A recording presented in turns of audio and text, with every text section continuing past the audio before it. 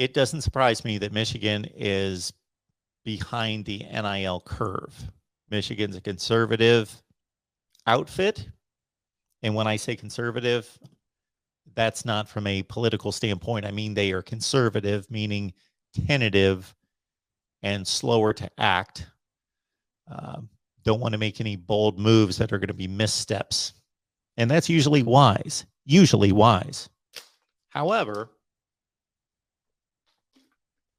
once Michigan announced, and let's keep in mind that this is the university in the sports program that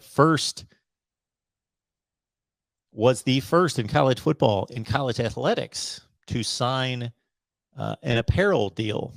So they were out in front of it. When was that? The late 80s, early 90s with Adidas. But the reputation, much like the Big Ten, is to be conservative. And because Michigan has a higher mindset of academic importance, priorities, and that, again, I applaud. I applaud that. That I expected Michigan to be behind in NIL. However, they put together this collective called the Victors. So they announced that back in January or February. And then they also teamed up with the outfit. I can't come up with the name. I think it's Brander, the Brander Group, about tying the Block M logo, the brand that is international. Michigan's got an argument as being the most internationally recognized college brand in the United States. Internationally recognized. And so when all of that went down here in the last 3 to 4 months, I thought, well, Michigan's on top of this, and they are going to be able to leverage all that booster money. All that booster money. Michigan has a high turnout of not just high-level graduates, but graduates that go on to run companies, to be CEOs, to be not just CEOs, because there's only so many of those guys out there, and ladies, but also just executive types status within Fortune 500 type companies. That I thought, okay, well, if they're jumping on NIL, then they're going to be able to pull all these resources and be in good shape. But they're not recruiting like it. And again, I don't exactly know the reason for that.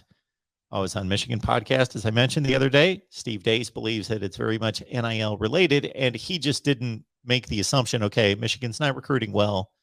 They must not be, and they're coming off a Big Ten championship, and they've got everything that they've got going for them in spades, and they're not recruiting well, so it must be NIL related. No, he had specifics lined up of strong indicators as it being NIL related.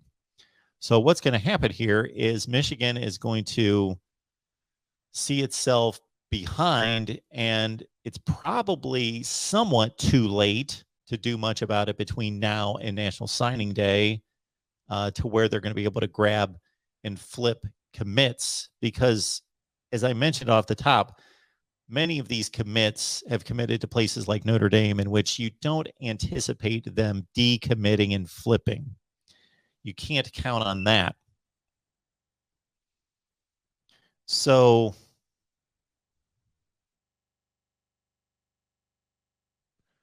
I will say this, that maybe it's going to take one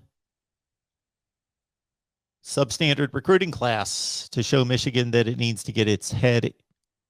I will stop there and just say in the game, get the head in the game, and catch up to 2022 and be on board, which, again, I thought that there were strong indicators that Michigan was in the NIL game and a strong participant. But recruiting at number 53 in the country, I would normally, again, if this was Alabama, I'd say, not concerned. They're going to be in the top 3 at the end. But it's more about who's been on the board that Michigan has lost. Michigan has lost, outside of 2 players, and you could argue technically won every top 300 player they've missed on. And of course, the 2 quarterback misses are going to bring a lot of negative attention to all of this. So maybe Michigan, let's say they finish with the 27th ranked class in the country. That seems inconceivable. Jim Harbaugh has always been in that 8 to 12 range during his tenure at Michigan. So he's working on like his 8th recruiting class, maybe 9. And he's always been between 8 and 12. And then suddenly they win a Big Ten championship. They beat Ohio State in their rankings 27. That might be the slap in the face that Michigan needs to say, okay, this isn't working. We can't rest on our loyal laurels. We can't. Has anyone ever looked up that? What is that? They're resting on laurels. What are laurels? I don't know. They're some type of credentials probably. But Michigan cannot rest on those and compete. Recruiting is still a grind, and it is still about relationships. It's about recruiting. It's about having a program in place that's already well recognized as being a winner. It's about the grind, just working your rear ends off, evaluating players, traveling to talk to them in person, to bring them on campus, to do all the things. So it's just not like, let's bring these kids on campus and have a good time and show them around. No, there is a lot of planning and preparation that goes into that. Recruiting's a grind.